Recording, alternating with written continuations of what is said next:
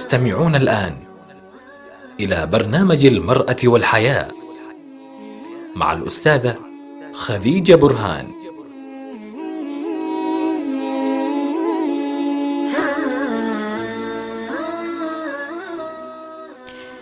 السلام عليكم ورحمة الله وبركاته. السلام عليكم ورحمة الله وبركاته مستمعي راديو السلام حول العالم أينما كنتم.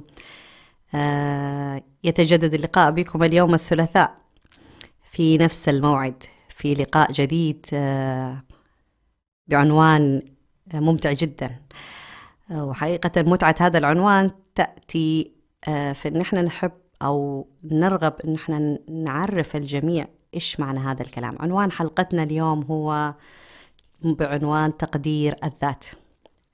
تقدير الذات، الثقة بالنفس، السكينة، السلام الداخلي، عبارات كثيرة جدا نسمعها طول الوقت وما نعرف حقيقة إيش معناها أو أي واحدة فيهم أهم من الثانية أو إيش هي الجملة الأولى الصحيحة ثم تتبعها الجمل الأخرى. الكلام كثير في هذا الجانب والكلام متشعب جدا، واللي مهتم جدا بجوانب تطوير الذات أو مواضيع التنمية البشرية ممكن أكثر موضوع يسمعه هو تقدير الذات تقدير الذات تقدير الذات. إيش هو تقدير الذات؟ وليش لهالدرجة هو مهم؟ وإيش أهميته إحنا بالنسبة لنا؟ تقدير الذات أهميته تيجي من فين؟ لازم نعرف في البداية أن الله سبحانه وتعالى عندما خلق الإنسان وهبه القدرة على أن يعرف ذاته وكرمه وعلمه وأعطاه كل المقومات أن يكون خليفته في هذه الأرض. طبعا هذه المعرفة اللي الله سبحانه وتعالى أعطاها للإنسان حتى يعرف أول شيء يعرف ذاته ويعرف نفسه. إذا الإنسان وضعها في الموضع الصحيح واللائق بها يقدر يرتفع ويكون بالفعل يحقق مبدأ الخلافة في هذه الأرض. وإذا كان الإنسان جهل قدر نفسه وما عرف أبدا إيش هو وإيش مهمته في هذه الحياة وإيش مهمته في وسط الناس، معناه هو وضع نفسه في أسفل القائمة من البشر اللي هم زائدين على الدنيا ولم يزيدوا عليها شيء. لذلك موضوع تقدير الذات من المواضيع الأساسية جدا والمهمة جدا اللي لازم نحن نشغل أنفسنا فيها. ومع الأسف الشديد يعني بعضنا يظن أنه مسألة تقدير الذات هي مسألة يعني الإنسان يتعرف على نفسه متأخرا. هل هي أو بعضهم مثلا يقول هل هي مسألة مكتسبة أم هي فطرية أم هي تيجي مع الإنسان ومولود ولا الظروف اللي تصنعها؟ موضوع مختلف، يعني يختلفوا الآراء في هذا الجانب. لكن الصحيح أن الإنسان الله سبحانه وتعالى منذ ما خلقه فقد خلق على الفطرة، وفطرته السليمة معناها هي الفطرة اللي فيها تقدير عالي لنفسه ورؤية نفسه في أحسن مكان في أحسن منزلة في أحسن موضع. ودائما يشوف الإنسان نفسه أنه هو مميز ومختلف وعنده قدرات هائلة جدا. كل الناس هذا الموضوع الأساسي اللي ينولد فيه الإنسان وهو يعرف في نفسه أنه هو متميز ويستطيع ويقدر ويستحق، والمفروض أنه الكون كله هذا مخلوق له، فالمفروض أنه كل شيء يخضع له بعد الله سبحانه وتعالى. لكن تمر على الإنسان مراحل كثيرة في حياته تأثر في الفطرة السليمة اللي وجدت عليه في جانب تقدير الذات العالي لنفسه، فيصيبها تشويه. طبعا التداخل هذا اللي يصير من المحيط الخارجي سواء كان الأبوين أو المجتمع أو النظام أو المدرسة أو الأصدقاء منذ الصغر وهو يكبر الإنسان يأثر عليه في هذا الجانب، فيصيب الإنسان نوع من التشويش فما عاد يعرف نفسه. كثير نحن نسمع مثلا رجال ولا النساء والله ما أدري أنا أقدر على هذا الشيء ولا ما أقدر، ليش أنا ماني سعيد، ليش فلان سعيد أنا ماني سعيد، ليش الناس ينظروا لي بهذا الشكل، ليش أستحي بزيادة، ليش أشعر أني أنا عاجز عن فعل أي شيء أو اتخاذ قرار أي شيء. في مشاعر كثيرة تدور في داخل الإنسان تخليه يتساءل هذه الأسئلة. ممكن كمان بسبب سوء الاستخدام أو عدم معرفة الإنسان مسألة تقدير الذات المميزة اللي المفروض يحصل عليها تجعلنا أو تجعل بعضنا يمارس بعض الأخلاق التي تغضب الله سبحانه وتعالى، من ضمنها الحسد. ليش؟ لأنه الإنسان كل ما يكون تقديره لذاته هو سيء أو قليل جدا يمارس الحسد. ليش؟ لأنه هو يقارن نفسه بالآخرين. مقارنة الإنسان لنفسه بالآخرين، مقارنة نجاحاته بالآخرين، مقارنة حياته بالآخرين، الانطوائية، العزلة، هذه مؤشرات على أنه الإنسان تقديره لنفسه منخفض جدا. طبعا ممكن نقول إيش هو معنى، طب هذا الكلام كله إيش معناه؟ إيش معنى تقدير الذات لنفس الإنسان، أو تقدير الذات إيش معناه؟ معناها كيف تشعر أو تجاه نفسك، أو كيف ترى نفسك. لما أنت تتكلم مع نفسك في داخل نفسك في غرفة سرية، كيف تتكلم مع نفسك؟ هل مثلا تكون راضي عن نفسك، سعيد باللي عندك، تنظر دائما أن الله سبحانه وتعالى وهبك أشياء كثيرة، مو قصدي وهبك النعم، لا، إنما وهبك أشياء في شخصك أنت، مثلا ممكن وهبك شكل جميل، ممكن وهبك عقل فذ، ممكن وهبك أو وهبك أخلاق أو إرادة أو حضور أو مثلا قبول عند الناس. هل هذه الأشياء تشعروا فيها داخل أنفسكم ولا لا؟ بينك وبين نفسك هذا الكلام. طبعا إذا الإنسان عنده هذا الإحساس الجيد والمشاعر الجيدة تجاه نفسه، معناه هو متصالح مع نفسه وساكن مع نفسه وهدوء ومطمئن. يعني إذا كان الإنسان لا، لما يجلس مع نفسه دائما يفكر أنا والله حظي قليل وما أتوفق في أي شيء، وكل ما اتجهت في هذا الاتجاه الباب هذا مغلق، وكل ما سألت أحد شيء رفض، ولما يصير مشكلة ما حد يوقف جنبي، وحياتي متعثرة، وحتى صلاتي كمان سيئة، دائما عنده مشاعر سيئة جدا تجاه نفسه، معناها تقديره لنفسه أو تقديره لذاته منخفض جدا. فببساطة تقدير الذات معناها هو أنت كيف تشعر مع نفسك أو كيف ترى نفسك. كثير مننا ممكن يخافوا أنهم يطالعوا أنفسهم بدقة أمام المرآة، لما يوقفوا قدام المراية مثلا يخافوا يطالعوا أشكالهم، مو لأنه أشكالهم لا سمح الله ما هي جميلة، لا، لأنه لما ينظر إلى نفسه ما يعرف من هذا الشخص الذي أمامه. والحقيقة لأنه هو بيشوف حديثه الداخلي في داخل نفسه أو مشاعره قاعد يشوفها في ملامحه أمام المرآة، لذلك يتجنبوا أنهم يوقفوا قدام المرآة. لكن الناس اللي تقديرهم لنفسهم عالي جدا هنلاقيهم دائما عندهم المرآة هذه هي الصديق المحبب، لأنه دائما الإنسان لما يوقف قدام المرآة يشوف الجانب اللي هو يحبه في شخصه، سواء كان شكله، سواء كان حضوره، سواء كان روحه، سواء كان نظرته، سواء كان ابتسامته، سواء كان هيئته، فهو متصالح تماما مع المرآة. طيب إيش تقدير الذات؟ إيش أهميته بالنسبة لنا نحن؟ إحنا قلنا أنه تقدير الذات ليش مهم؟ بصفتنا نحن مسلمين نسعى دائما للشعور بحالة السكينة والطمأنينة والهدوء، السلام الداخلي ببساطة. نحاول دائما نحن نوصل لهذا الشيء، وممكن كثير منا يجرب أساليب أخرى متنوعة جدا في موضوع السلام الداخلي والطمأنينة، إما بالعبادات الكثيرة، أو ممارسة التأمل واليوغا، أو ممارسة أفكار جديدة، أو دخول في أنشطة. المهم يشعر من خلال الإنسان بالسلام الداخلي. السلام الداخلي إيش معناه؟ ببساطة معناها السكينة، الهدوء في الداخل، دائما هادئ، دائما مرتاح، دائما واثق. المؤمن متى يوصل لهذه المرحلة؟ يوصل لهذه المرحلة لما يكون هو قريب من الله سبحانه وتعالى. لما نقول قريب من الله، قريب بروحه، مو بمظاهر الخارجية اللي هي العبادات فقط، لا، إنما بروحه، بقلبه. لما يكون قريب جدا من الله سبحانه وتعالى يشعر الإنسان بالسلام الداخلي وبالهدوء. السلام الداخلي والهدوء اللي يشعر فيه يأثر في إيش؟ يأثر في طريقة شعوره بالأشياء من حوله، طريقة تفاعله مع الحياة، طريقة تعامله مع الأشخاص، مع المشكلات، مع العقبات، حتى طريقة تعامله مع السعادة تختلف تماما. طريقة اللي هو الإنسان الهادئ أو اللي يشعر بالسلام الداخلي أو يشعر بالطمأنينة يتعامل مع السعادة بمتعة، بأنه هي النعيم، يعني مركز تماما في اللحظة اللي هو فيها. لكن الإنسان اللي تقديره لنفسه سيء جدا، هل يا ترى يشعر بالسعادة؟ السعادة لو جات عنده مثلا هل يشعر بوجودها؟ لا يمكن طبعا يشعر فيها، لأنه هو مركز مع المشاعر السلبية اللي عنده.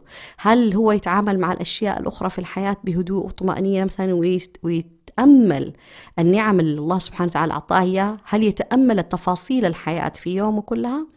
لا، لا يمكن طبعا. ليش؟ لأنه حالته الداخلية أو الروحية أو القلبية أو مشاعره المتأججة أو السلبية تأثر تماما على رؤيته، فتخليه دائما في رؤية ضبابية، يعني يشوف الأشياء كذا داخلة في بعضها، ويشوف الأشياء رمادية، ليست لا في الأسود ولا في الأبيض، في الرمادي. حتى مو في الملون. لكن صاحب التقدير العالي لنفسه عنده سلام داخلي، عنده طمأنينة وهدوء، فدائما يرى الأشياء بلون زاهي، بجانب مشرق في الحياة. فنلاقي دائما الناس هذول المتفائلين مثلا، أو اللي يتكلموا دائما بكل شيء من باب بشروا ولا تنفروا، ودائما هم مفاتيح للخير مغاليق للشر، هذول تقديرهم لنفسهم عالي جدا، أو تقديرهم لذاتهم عالي جدا.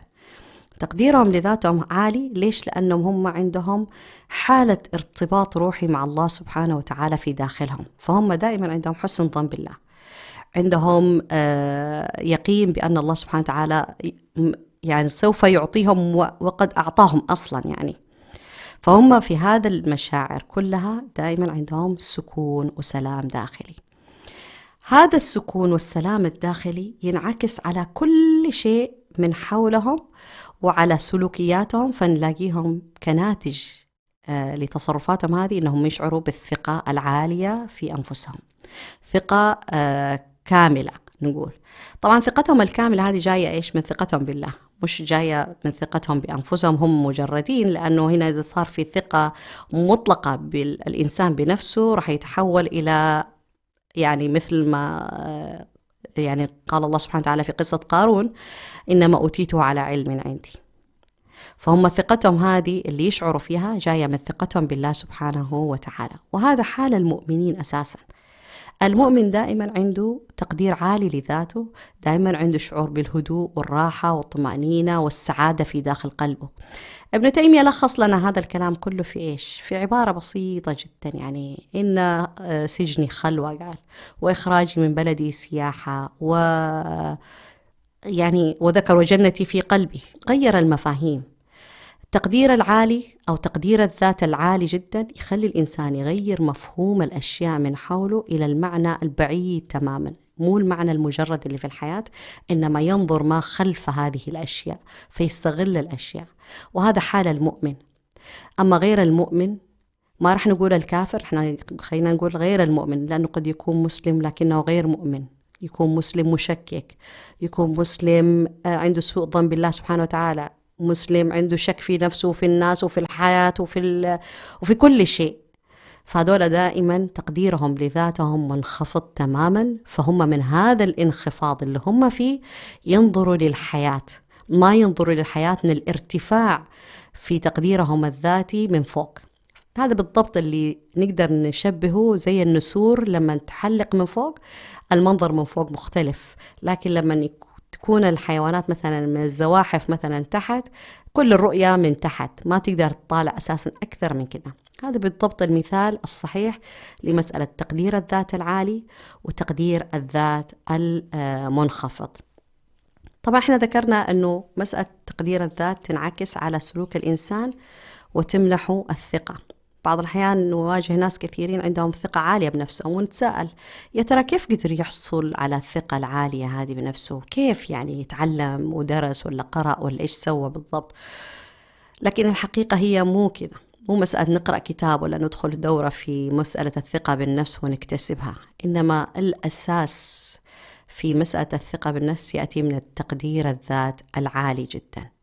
إذا تقدير الذات العالي هو الأساس اللي ننطلق منه في البحث عن كيف الإنسان يثق في نفسه، كيف يقدر يشعر بالسلام الداخلي، كيف يوصل لمرحلة الهدوء والطمأنينة والراحة والانسجام مع نفسه ومع الآخرين ومع الحياة ومع الكون كله. هذا هو الأساس اللي لازم دائما نبحث عنه ونشتغل عليه في التغيير في أنفسنا. احنا ذكرنا في الحلقة الماضية في مسائل التغيير وخطوات التغيير أن الإنسان يبدأ بخطوات بسيطة، وأهم خطوة لما يبدأ فيها الإنسان حتى يستطيع أن يكمل رحلة التغيير اللي يخوضها مع نفسه، أن ينطلق في البداية من مسألة تقدير الذات ويبحث عنها في داخل نفسه، ويسأل نفسه السؤال: كيف تقديري أنا لنفسي؟ كيف أشعر تجاه نفسي؟ كيف نظرتي أنا لنفسي؟ أولا أنا كيف أنظر لنفسي قبل ما أسأل الناس كيف هم ينظروا لنفسهم. طالعين لكم فاصل وراجعين بعد الفاصل نكمل معاكم، ويا ريت تكونوا جاهزين معانا. اليوم عندنا استضافة لطيفة جدا في الاستديو، عندنا ضيفة مميزة جدا، وعندنا بعض الخطوات الأساسية اللي راح نتبعها في موضوع تقدير الذات. فجهزوا القلم والورقة وانتظرونا بعد الفاصل وراجعين لكم.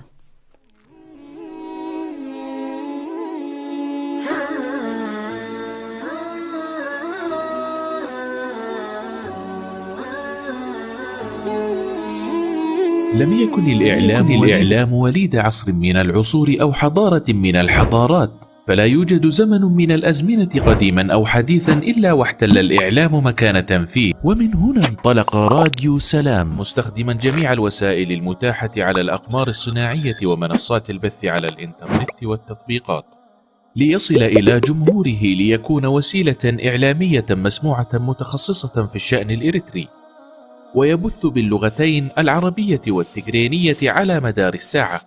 راديو سلام يخاطب المجتمع الإريتري كافة بجميع مكوناته، ويتفاعل مع قضاياه لترسيخ الانتماء وتجديد الوعي وتحقيق السلام والريادة، ويبث على الأقمار الصناعية والمنصات الإلكترونية كافة، وكانت أهدافه تعزيز قيم السلام والإخاء والتصالح والعيش المشترك، نشر قيم الإسلام وأخلاقه وتعزيز الأعراف والأخلاق الفاضلة، ترسيخ مكانة المرأة وتفعيل دورها في المجتمع والعناية بقضايا المرأة والطفل والشباب وكبار السن، المساهمة في التنمية ومواجهة الفقر والجهل وتوطين اللغة العربية. اكتمل بث راديو سلام على المنصات التالية: على القمر الصناعي نايل سات على التردد 12687، وعلى متجر الأندرويد والأبل، وعلى الموقع الإلكتروني سلامميديا61.com، وعلى جميع وسائل التواصل الاجتماعي. راديو سلام، سلام ووئام.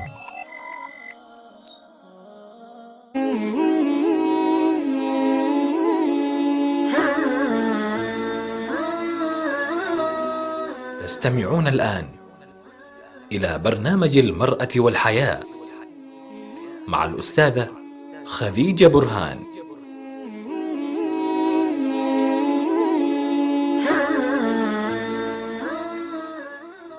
رجعنا لكم بعد الفاصل. يسرنا تتواصلوا معنا على رقم الاتصال بالواتساب حسب الدولة اللي انتم فيها، أو بالمشاركة برسائلكم على الرقم 00447994783117. كنا وقفنا في موضوع الثقة في مسألة تقدير الذات. نحن طبعا ذكرنا أنه المؤمن دائما ثقته بالله عالية، وهذه الثقة العالية جاية من إيمانه بالله سبحانه وتعالى، وأنه خالق الكون، وأنه الرازق، وأنه المعطي، وأنه المانع، وأنه النافع، وأنه الضار. فكله بيد الله سبحانه وتعالى، وكل الخزائن بيد الله سبحانه وتعالى، فيعطي فيها من يشاء ويمنع عنهم من يشاء.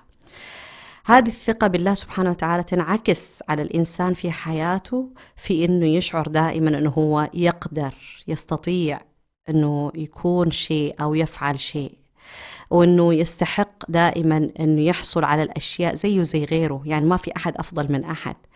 ما يقول مثلا أنه مثلا ليش رزق هذا وليش ما، لا، يعرف تماما أنه الرزق موزع. إذا كان رزقه هذا شيء، فأنا الله سبحانه أكيد قاعد يرزقني شيء مختلف تماما، يناسب مرحلتي، يناسب حاجتي، يناسب شخصيتي، يناسب حياتي، بدون ما يفسد علي شيء من أمر الآخرة. ودائما عنده شعار اللي هو الممكن، يعني أنا أقدر أسوي هذا الشيء، مو أنه ما أقدر أو أنا عاجز. ليش؟ لأنه هو قلنا ينطلق في حكمه على هذه الأشياء من خلال ثقته بالله سبحانه وتعالى في هذا الأمر. فهنا نقول الثقة اللي تأتي من الإيمان بالله، والتي تأتي من الثقة بالله وحسن الظن بالله، هي أعظم ثقة يكتسبها الإنسان في حياته، خاصة المؤمن. يعني أولى الناس بالشعور الثقة هم المؤمنون. لماذا؟ لأنه هم خلفاء الله في الأرض، هم اللي الله سبحانه وتعالى أسجد لهم الملائكة. هو الله سبحانه وتعالى خلق الكون ذا كله لهذا الإنسان المؤمن حتى يستخلفه في هذه الأرض فيرى كيف يعمل فيها. فهم أولى الناس بهذه الثقة بالله سبحانه وتعالى في هذه الحياة. طبعا هذه الثقة تنعكس على كل شيء من حوله. هذا الإنسان لما يكون واثق من نفسه ومرتاح تماما وتقديره لنفسه عالي، تلاقيه هو أساسا يعمل دائما من خلال الناس في نشر هذا الخير. فتلاقيه يرفع ثقة فلان الناس وعلان الناس، ويساعد هذا ويوجه هذا وينشر البهجة ويكون مبشر في هذه الأرض. ليش؟ لأنه هو ما عنده مشكلة أساسا مع نفسه، ما عنده مشكلة مع أي شيء، ودائما تلاقيه محب للخير، وطاقته طاقة عالية جدا في الخير، وطاقة عالية جدا في أنه تقصر دائما يد الشر، فما عنده أي مشكلة. وكلما زاد الناس حوله يريد أن يستفيدوا منه هو سعيد جدا ومرتاح، لأنه يعرف أنه كلما أعطى الناس مما عنده من علم وخير هو يزداد، فهو يكون باب لرزق الآخرين وهو يرزق من خلالهم. هذا الإنسان لتقديره عالي لنفسه فين موجود؟ هل هو موجود ولا غير موجود؟ احنا نتكلم عن شيء مو موجود في الحياة؟ لا، كلنا موجود فينا هذا الشيء. اللهم أنه احنا بعض الأحيان في جوانب معينة من شخصياتنا أو في زوايا معينة وفي نقاط معينة في حياتنا تقديرنا لأنفسنا منخفض تماما أو قليل تماما، والسبب أن احنا دائما كبشر يعني نطلب التقدير والاستحسان من الآخرين. رأي الآخرين يأثر علينا في مسألة تقدير الذات. إذا الناس قبلوني ورحبوا فيا وحبوني وأثنوا علي وشكروني، أشعر أن أنا طاقتي مرتفعة وتقديري لنفسي كويس، وأشعر أن أنا إنسانة مفيدة تماما. وإذا طيب ما قالوا ولا شيء يشعر أنه في مشكلة، أو إذا قالوا خلاف كده يشعر الإنسان أنه بهبوط معنوياته. طب هذه مشكلة، لأنه الأساس هنا أنه الإنسان اللي أساسا مؤمن وطاقته أو تقديره الذاتي مرتفع هو يطلب رضا الله وما يهم رضا الناس، ولا يحط اعتبار لمدح الناس ولا يحط اعتبار لذم الناس. وهذه حالة إيمانية عالية جدا تأتي من تربية الإنسان لنفسه على أنه يكون مؤمن وعبد لله تعالى فقط، وليس للناس وليس لشهواته وليس لنفسه هو. كثير مننا مثلا يتصرف مع الآخرين، سواء المرأة مع زوجها ولا مع أهل زوجها ولا مع المجتمع، مثلا تتصرف تصرفات ما هي مقتنعة فيها على الإطلاق، والمشكلة أنه ينعكس عليها هذا التصرف والشعور السلبي، أنه دائما تلقي اللوم على نفسها، فيقل تقريبا تقديرها لنفسها، فتنظر نفسها أنها في أسفل السافلين أو في مستوى سيء جدا يعني، فتشعر أنها ما تستحق أنها تكون سعيدة، بسبب أنه هي طلبت أساسا رضا المخلوقات أو رضا الناس حولها، وهذا ما لا يمكن تحقيقه على الإطلاق. النبي صلى الله عليه وسلم لفت لهذا الأمر بشكل قوي جدا. احنا ما نقلل رأي الناس في هذا الجانب ولا نلغيه تماما أنه غير مهم، لا مهم جدا. ليش؟ لأنه الناس شهود الله في أرضه، لكن من هم هذول الناس اللي أنا أحط اعتبار لكلامهم حتى أني أنا أنظر لنفسي نظرة عالية جدا ومنزلة عالية جدا، أو أنظر لنفسي منزلة منخفضة تماما؟ لازم أعرف تماما أي نوع من الناس هذول اللي أهتم لرأيهم. هل هم الأب والأم؟ هل هم الأصدقاء المقربين؟ هل هم الناس المخلصين والصادقين في كلامهم؟ ولا هم الناس اللي يبغوا يشكلوني على كيفهم وعلى هواهم، حتى أني أنا أحط اعتبار للناس في كلامهم حتى يأثر علي في رأيي في نفسي، أن أنا أحب نفسي أو تقديري لنفسي عالي أو تقديري لنفسي منخفض. هذا مهم جدا.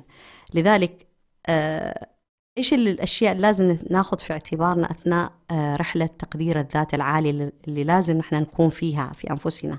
هل رأي الناس مهم؟ رأي الناس مهم، بس أي ناس؟ لازم نحدد مين هم هذول الناس اللي أنا أخذ بكلامهم وبرأيهم، وإيش درجة إخلاصهم وصدقهم في هذا الشيء. هل يبغوا مصلحتي ولا يبغوا مصلحتهم؟ هذا الشيء مهم. بعضنا مثلا يقول أنا والله ما يهمني رأي الناس، ولا أبغى أخذ فيه ولا أسمع له ولا أحط له أي اعتبار. طيب هنا معناها إنسان صار خلاص ما يشوف إلا نفسه، معناها تحول إلى شخص أناني، وثقته بنفسه العالية حولته إلى مرحلة الغرور، أو انتقل من الثقة العالية بنفسه إلى الغرور.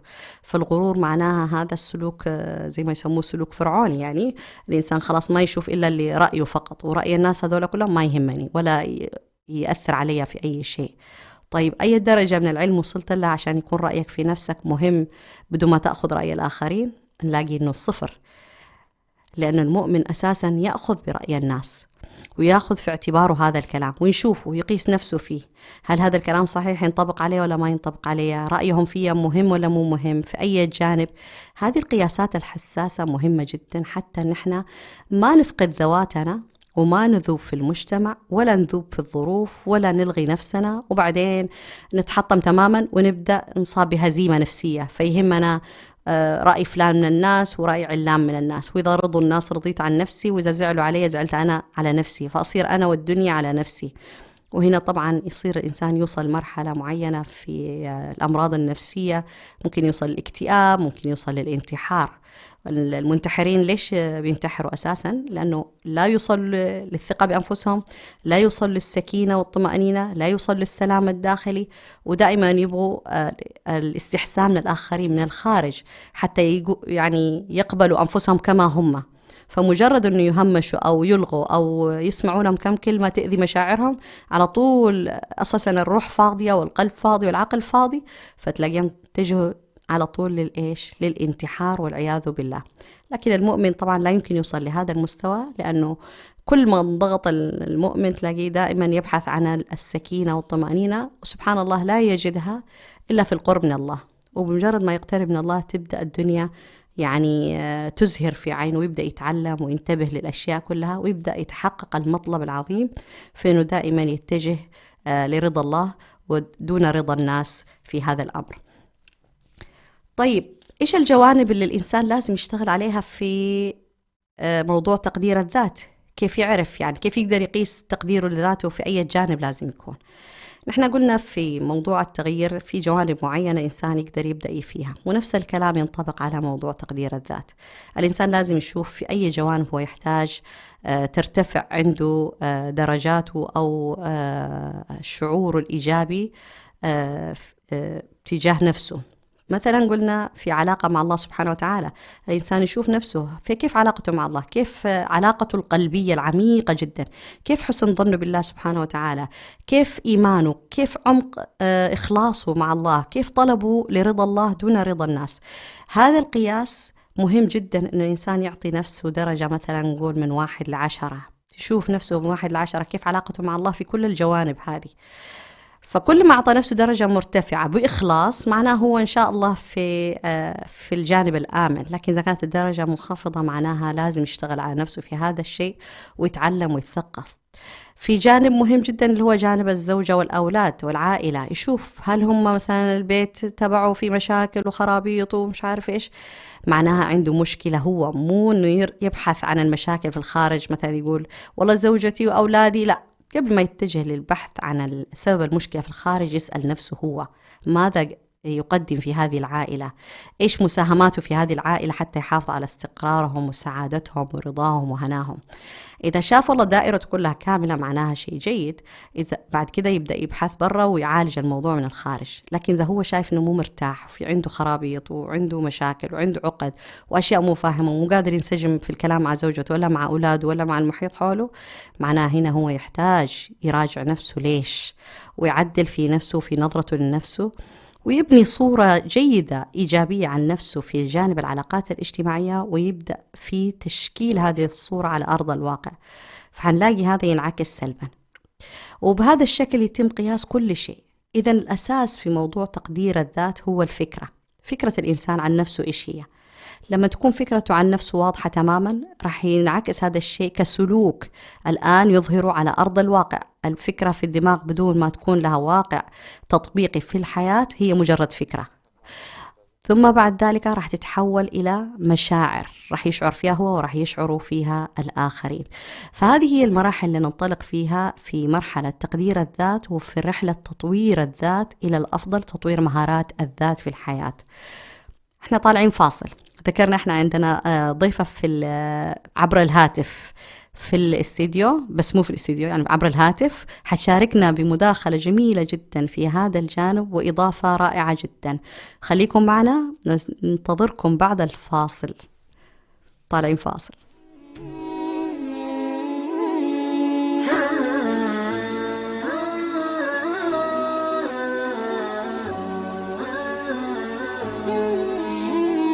لم يكن الإعلام وليد عصر من العصور أو حضارة من الحضارات، فلا يوجد زمن من الأزمنة قديما أو حديثا إلا واحتل الإعلام مكانة فيه. ومن هنا انطلق راديو سلام مستخدما جميع الوسائل المتاحة على الأقمار الصناعية ومنصات البث على الإنترنت والتطبيقات ليصل إلى جمهوره، ليكون وسيلة إعلامية مسموعة متخصصة في الشأن الإريتري، ويبث باللغتين العربية والتجرينية على مدار الساعة. راديو سلام يخاطب المجتمع الإريتري كافة بجميع مكوناته، ويتفاعل مع قضاياه لترسيخ الانتماء وتجديد الوعي وتحقيق السلام والريادة.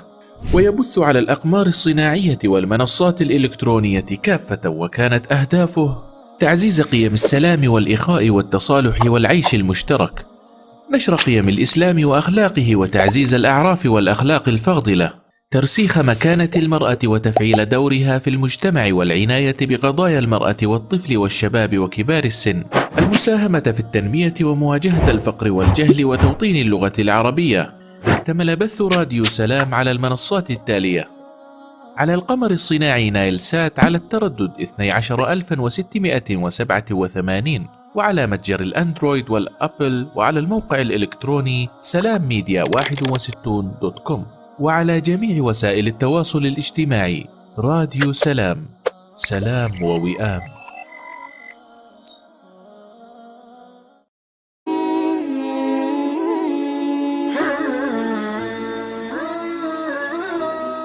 تستمعون الآن إلى برنامج المرأة والحياة مع الأستاذة خديجة برهان.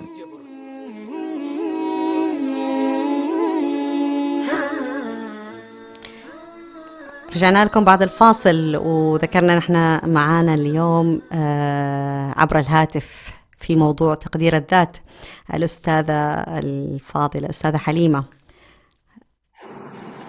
ألو، السلام عليكم، سامعتني أستاذة حليمة؟ عليكم السلام ورحمة الله وبركاته. أسمعك أستاذة خديجة. طيب، صوتي مسموع؟ موضوع حلقة اليوم هو عن تقدير الذات، وإحنا حابين نسمع الإضافة تبعك في هذا الجانب، لأنه موضوع من المواضيع المهمة جدا اللي دائما نحن نتناولها، سواء كان في البرنامج، سواء كان في الدورات، سواء كان في اللقاءات اللي نقدمها. فتفضلي صوت. أشكرك أستاذة خديجة، وأشكر طاقم راديو سلام على هذه المداخلة. يعني أعتبرها صراحة شرف لي إنكم سمحتوا لي بهذه الفرصة. بالنسبة لموضوعنا تقدير الذات، هو من المواضيع المحببة جدا صراحة لنفسي. يعني أعتبر أجمل ما قيل في تقدير الذات إنه تقدير الذات هو صوتك الداخلي اللي تسمعيه. أنت عرجتي على هذه النقطة أستاذة خديجة، بس حابة أضيف إضافة جدا بسيطة. الإنسان بيسمع ممكن مئات الكلمات حوله يوميا من اللي حوله، يعني من الناس اللي برا، أهله، يعني في العمل، في الدراسة، في أي مكان، لكنه بيسمع صوته الداخلي آلاف المرات. الإنسان بيتكلم مع نفسه كتير، فهو ده اللي حيأثر. يعني لو أنت صوتك الداخلي لنفسك في تقدير لذاتك، تحسي إنك أنت إنسانة واثقة من نفسك، تحسي إنك إنسانة تقدري تحققي طموحك، تقدري تنجزي، تقدري تكوني للأفضل دائما، نظرتك إنك إنسانة ناجحة أو تسعي إلى النجاح، ما حيضرك اللي يقولوا اللي حولك. هذا في رد بسيط للناس اللي يقولوا فلان حطمني، وفلان ما شجعني، وفلان عمل فيا، والأسرة ما ساعدتني، والعمل ما ساعدني، ويعني بيحط اللوم دائما على اللي حوله. تقديرك لذاتك أو تقديرك لذاتك يبدأ من داخلك. الصوت اللي بتسمعيه في داخلك هو اللي حيكون يعني يمنحك التقدير الحقيقي لذاتك. هذه بالنسبة للنقطة الأولى اللي حبيت بس أضيف إضافة بسيطة عليها، والأستاذة خديجة ما قصرت في النقطة. طب في نقطة ثانية، نقول تقدير الذات بين الضدين. يعني تقدير الذات لو نقص عند الإنسان يسبب عدم الثقة بالنفس.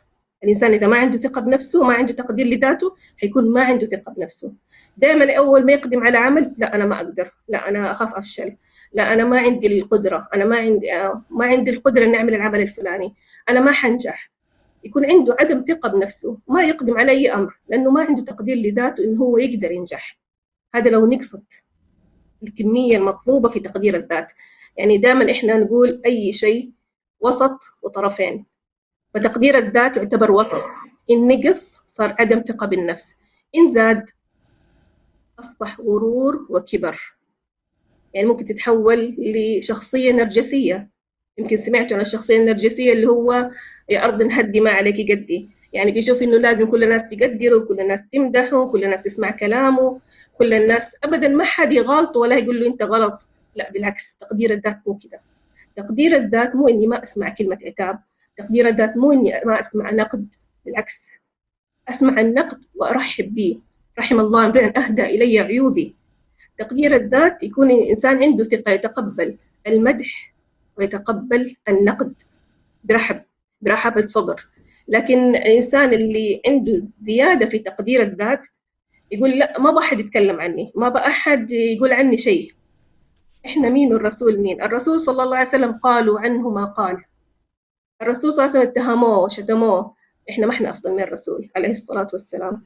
فتقديرنا لذاتنا نتقبل، وما تخلي الكلمات هذه تثنينا، لأنه إحنا في داخلنا عارفين إحنا إيش. زي ما قلنا، هو الصوت الداخلي لنفسك. أنت بيش بتقولي لنفسك من يوم ما تصحي لما تنامي؟ إيش بتقولي لنفسك؟ هذه بالنسبة للنقطة الثانية. وما أعرف كيف الوقت معاكم، لو في وقت حاضيف بعض النقاط الأخرى. أستاذة خديجة. طيب، والله مداخلة حلوة جدا ومفيدة جدا، ونتمنى يعني دائما نحن حديثنا مع أنفسنا، حديثنا الذاتي مع أنفسنا يكون دائما حديث فيه خير وفي تبشير وفي الرؤية الإيجابية دائما في الحياة وكلمات التفاؤل. ما في داعي نتشائم من أي شيء مما يحدث في الحياة، لأنه في النهاية كله راح يتغير. ونراح نذكركم دائما بالآية اللي تقول إن الله لا يغير ما بقوم حتى يغير ما بأنفسهم.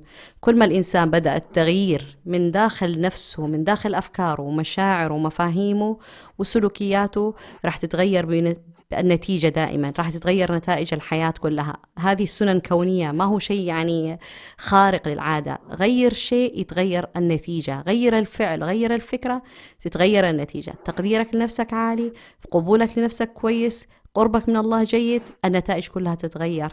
كان السلف الصالح إيش يقول؟ يعني والله لو أقسم مؤمن على الله أن يحرك الجبل لتحرك. وهذا من حسن الظن بالله سبحانه وتعالى، ومن ثقته العالية في الله، وثقته بنفسه اللي جاية من خلال الثقة بالله.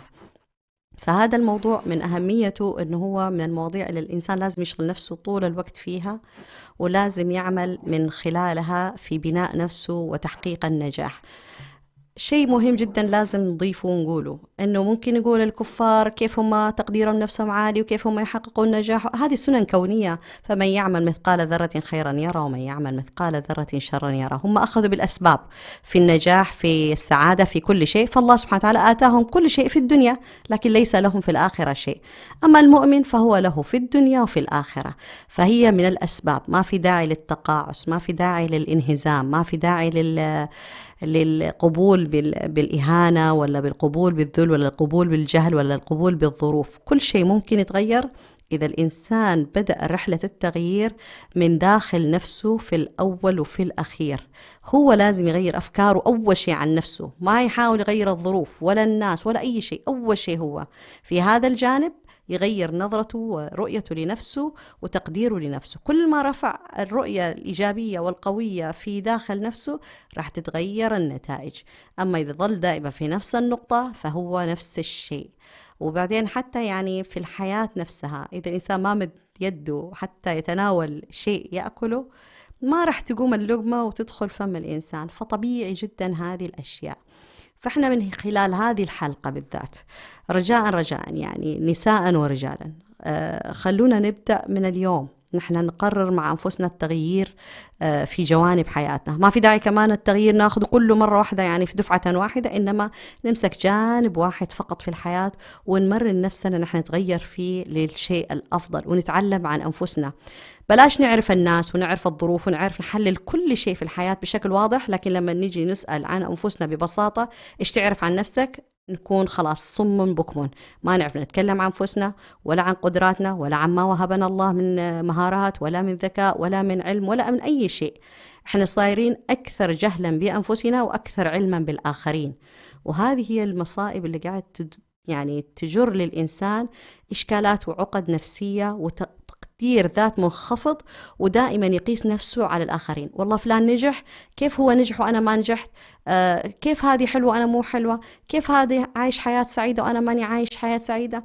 ويشتغل الحسد والغيرة وهذه الأمراض النفسية اللي تأتي من التقدير المنخفض للذات. كل ما الإنسان يكون تقديره لذاته مرتفع فتلاقيه هو محب للخير للجميع، وناشر للخير في الجميع، ولا يزعج نجاح الآخرين، بالعكس هو يعلن عن نجاحات الآخرين أكثر ما يتكلم عن نفسه، ولا يغضب ولا ينظر بحسد لأي أحد على خير آتاه الله سبحانه وتعالى في هذا الأمر. فتلاقيه إنسان بسيط جدا يستمتع بالحياة، وهو هذا الشخص التقدير الذاتي عنده عالي جدا، هو ما يضيف للحياة شيئا ويزيد على الحياة أشياء كثيرة، ويكون هذا الإنسان هو من المباركين. نسأل الله سبحانه وتعالى أن يجعلنا دائما وأبدا من المباركين والمقبولين والمؤمنين به ومحسني الظن به، حتى نكون خلفاءه في هذه الأرض، حتى نستعمر الأرض ونعمرها كما يحب ويرضى، وحتى ننشر الخير والعلم والتفاؤل والسعادة يعني في من حولنا. في النهاية نحن يعني إما أن نضيء الدنيا وإما أن نظلم الدنيا فقط من خلال نظرتنا لأنفسنا، فنختار الجانب دائما جانب المؤمنين المشرقين والمضيئين في هذه الدنيا. سعيدين جدا كنا باستضافة الأستاذة حليمة معنا في مداخلة قصيرة جدا في برنامج اليوم من تقدير الذات، في برنامج المرأة والحياة، وكنا جدا يعني نتمنى يعني نغطي الموضوع بكل جانب، لكن نحن أخذنا أهم الأشياء اللي فيه حتى فقط نضع اللبنة الأولى في رحلة تقدير الذات العالي لنا نحن بصفتنا مسلمين مؤمنين نؤمن بالله سبحانه وتعالى، وننطلق في أفعالنا من إيماننا بالله وثقتنا بالله وطلب رضاه في الدنيا حتى نبلغ الجنة بإذن الله. نتمنى أنكم تتواصلوا معنا وتشاركونا رحلتكم في مسألة التغيير هذه ومسألة تقدير الذات ورحلة الحياة كلها من خلال رقم التواصل 00447984831417.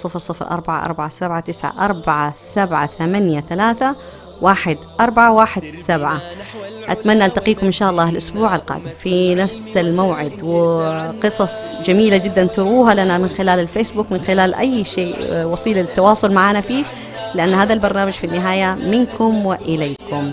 أترككم في حفظ الله ورعايته، في أمان الله.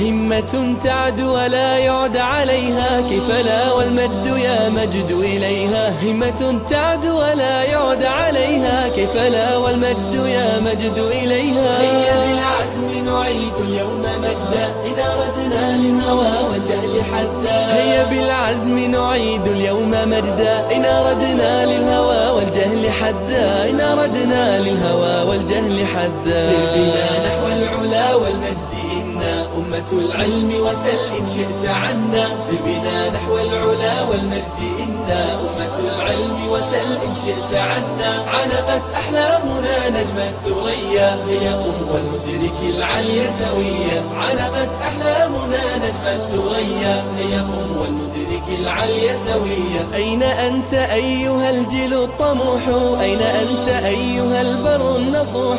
أين أنت أيها الجيل الطموح، أين أنت أيها البر النصوح.